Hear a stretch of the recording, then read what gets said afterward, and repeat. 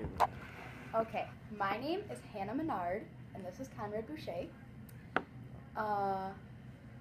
We are from Alden High School, and what is your full name? Douglas Aldridge. The date. The date is November 10th, 2016, and we are at Alden, New York. Okay. So we'll start with some biographical details. Where and when were you born? When they first started keeping records, I was born in Buffalo, way back on January 2nd, 1956. Okay. Who are or were your parents, and what was their occupation?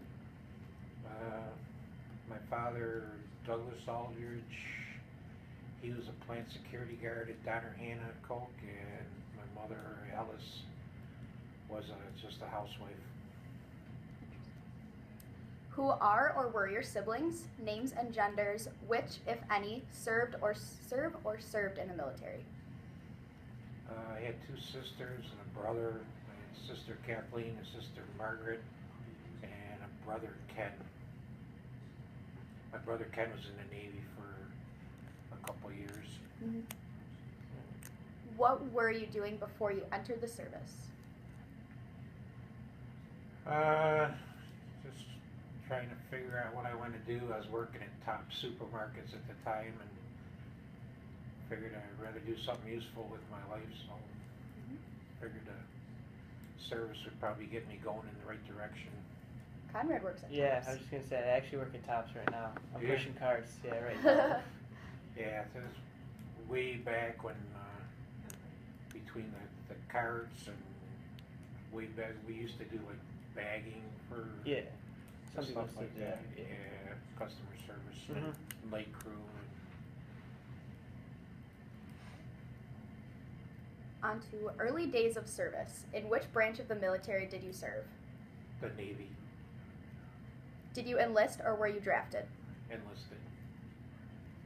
If you enlisted, why did you choose that specific branch of the military?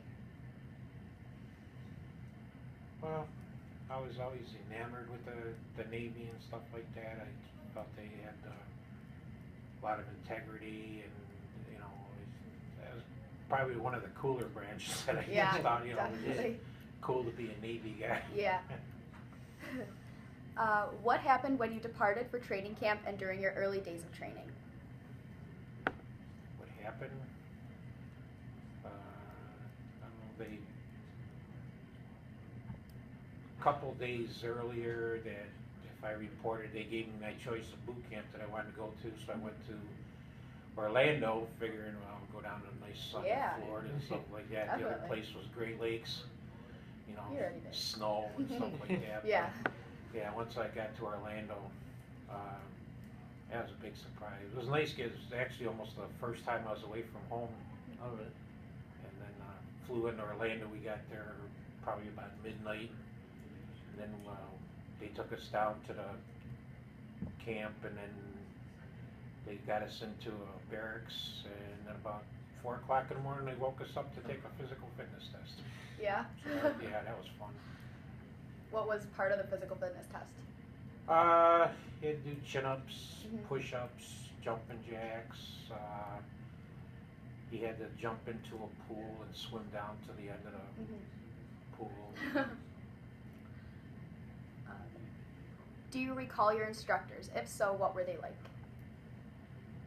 What do you need, his name? Or? Just, were they... I had a chief petty officer that took care of our boot camp. I think his name was Tennyson, and he was pretty tough. He didn't cut us no slack or nothing. We didn't have it hard like some of the other branches. Like we just missed out on like the rifle drills and stuff like that. So it was mostly just physical fitness exercises through the day and going through your basic requirements, trying to get you indoctrinated into the military life, kind of get you going as a team and start getting you thinking more like a soldier rather than, your happy-go-lucky bucky teenager Yeah. anymore. It was fun. Yeah. Did you receive any specialized training? If so, what was it? Once I got to tech school, I had taken a test before I got in, and I had my choice of going into sub duty for 6 years, or I picked this communications technician school because it kind of was a happy medium. So if I, really liked the service, that about staying in and making it a career, that. But once I got out of boot camp, I went to tech school down in Pensacola, Florida, and they taught us how to do Morse code and what they call enciphered communications and typing skills, and reiterated more too with the military training and background. There was a lot of schoolwork during the day. Yeah. Learning about the position and different branches, and trying to get you acclimated for your field day you're going into. And then when you were off, sometimes you stood what they call a watch. So if you went to school like during the day, when I first went there, it was going to be nice because it was only going to be like 6 to 12 for the class, and the rest of the day you could goof off. Yeah. But like a couple months before I got there, they changed it from 7 to 4, and then it was almost like a self-paced thing where you went through all your testing and stuff like that. And every once in a while they'd assign a watch for you at night, so you'd have to like go somewhere on the training grounds and stand watch for 4 hours. Were you? Oh, sorry. Go ahead. No, it's fine. Okay. Were you mandated to go to school, or did you choose to go to school? Well, that was all part of Part my of. sign up. Yeah. Yeah, that site particular, instead of going into like anything like right on a ship or so. This was supposed to be like the upper 2 or 3% of the Navy. Okay. So it was more brain work than physical. Yeah. Did you have a question? No. Okay. How did you adapt to the military life, including the physical regimen, barracks, food, and social life? Well, it's tough for the chubby little kid to get going and stuff. It was a big change, because if you're not used to anything, the first time, like I said, being away from home was boot camp. Then it's tough being away from your family, but then once you get together with the people that you're training with and everything like that, good bunch of guys, you become family with them and friends, and it's almost like being on a civilized side of the fence, but you're forced to grow up a lot.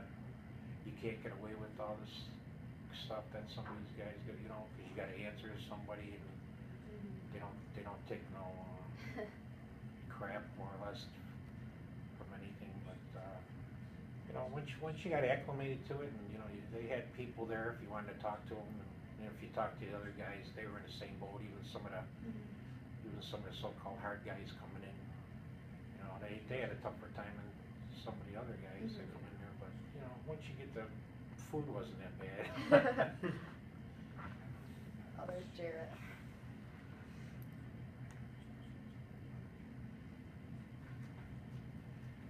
Jarrett, Hello. do you want to ask some questions? Yeah, I'll go for some. All right, we're on wartime service. All right. Where did you serve? I spent 3 years in Misawa, Japan. If you served abroad, what are some memories you have of that experience?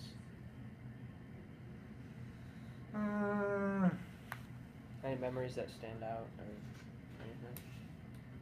Nah, with my job I didn't see any like fighting or anything like that. Most of the stuff was like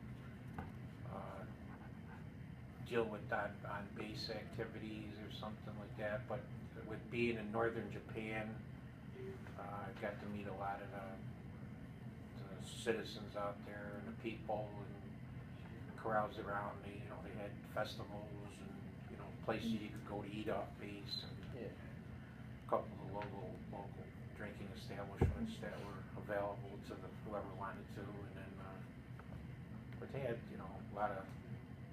lot of festival. They had like a cherry blossom festival that you could go to, and but it was nice because we were at an Air Force base, and a lot of times too, like some of these guys would come in off an aircraft carrier and they would practice what they call touch and goes. So you have the Air Force to kind of keep you amused for a while. I think I forgot to ask, what was your actual duty in the Navy? Like what? It's called a communications technician. Mm-hmm. We basically just, if you want to call it a low-class, well-protected little spy thing where, we had equipment set up for the Russians, and the Russians, they had base camps and ships that they would communicate different things going out in the ocean, and some of the bays that they had, and we would intercept these messages to our equipment. If there was anything important or something that was going on, we had to report to like Washington or something like that. Like if it was like a high priority thing, but most of the time we just like monitored the radio communications, and there's some way back then. I don't know if they still do it now with the Morse code, and that was interesting sometimes with some of the guys because they got such an attitude. We were listening to one guy that the real good code copier that this one guy was telling the new guy hurry up and send this or something like that, and then he was calling him a Siberian salmon something or other. It was hurry up, you moron! We don't have all night for this stuff. So some of the Russians had a good sense of humor. They had tolerance and stuff like that, but. Throughout your service, did you ever witness any combat action or not? Nah, the only action I saw was the earthquakes. Yeah. No fighting or nothing. No. Except the guys, when they got drunk, that's about it. What kinds of friendships and camaraderie did you form while serving, and with who? I had a couple guys I keep in touch with even on Facebook today. One guy is in California, and I keep in touch with him periodically. Another guy in Texas, and I believe the other guy is Wyoming or something. That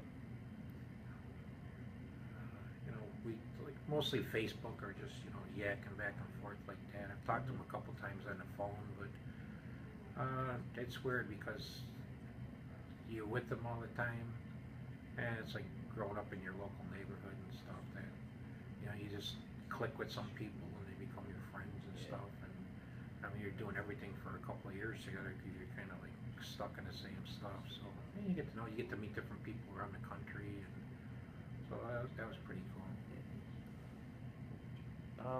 So what did you do for recreation or whenever you were off duty? Oh, see that bowling alley there, and used to play pickup games of football and basketball. We used to have some cookouts periodically, just get everybody together on the base and have giant barbecue.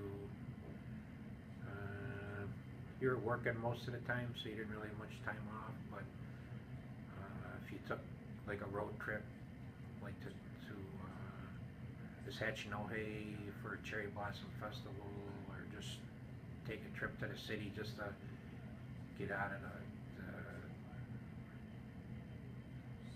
camp there and just go watch some of the local parades, or just walk around the neighborhood and stuff like that. There wasn't really a whole lot to do, so it's kind of boring. Yeah. Jarrett, you wanna ask some questions? Yeah. We're at war's end coming home. So, where were you when the war ended? Pardon? Where were you when the war ended? I was probably back home because I don't think there was nothing going on. By the time I got out, I was all in during the peacetime. So you got the boring old dude. How did you return home? They're nice. They flew us out on a commercial 747 right out of our camp there. Flew back to California, and then I spent a couple days at Travis Air Force Base processing out, and shipped home. Got home in time for Christmas Eve. How were you received by your family and community?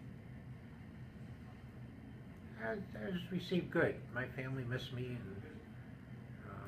and at least they said they did. Anyway. No, it was nice. They had a little party for me when I come back, and I kind of snuck back because they weren't expecting me back for Christmas. But you know, it worked out good right around Christmas time, and then we shared Christmas together. But it was good. I mean, it was nice. How did you readjust to a civilian life? It was kind of as boring as my job was there. There was always stuff there.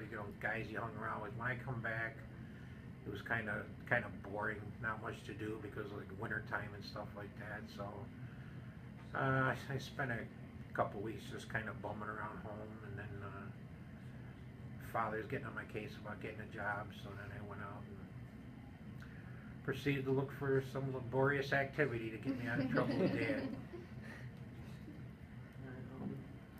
Have you remained in contact or reunited with fellow veterans? If so, who? I think your answers. Yeah, we already did that one. Yeah, I think that one. It's like the same question. All right. Do the next one. Are you a member of any veterans organizations? No. No. What have you done since separating from the military? Just went back into civilian life. I've been working for the same company for the past 30-some years. Just got married, had a daughter. She had 4 kids, and just playing a normal grandma and grandpa, and waiting on my time until I retire. You want me to go or do you want Yeah, you go. to? All right. Find something exciting to do Yeah. when you get older, your job and stuff like that. No matter what you do, find a good job that you like. How did your wartime experiences affect your life? Well, the little bit that I was exposed to, it makes you grow up a lot, makes you more respectful, I think. Gives you some guidelines and rules that opens up your eyes to how other parts of the world perceive the United States and Americans.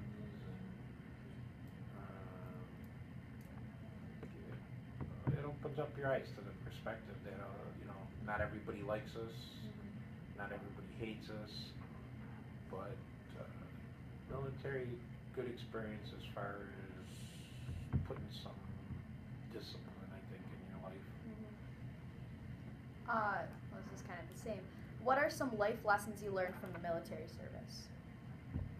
Like the Navy stands for, never again volunteer yourself. But do your thing. Have your own voice. Be respectful of other people's positions, responsibility, requirements. But I think one of the biggest things is just out of respect for, like I said, either positions or people's personalities. Everybody's got their own opinion.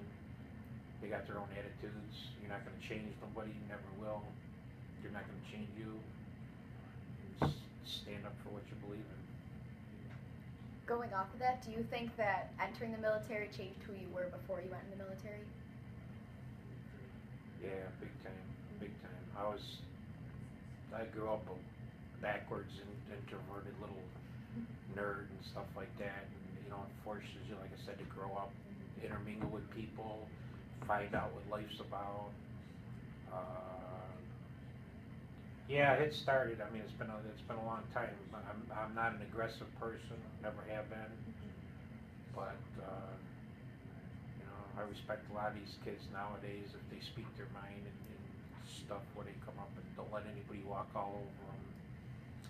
because too many kids are afraid to say stuff, and you know, they just, oh, okay, well, don't create waves and stuff like that. But yeah, it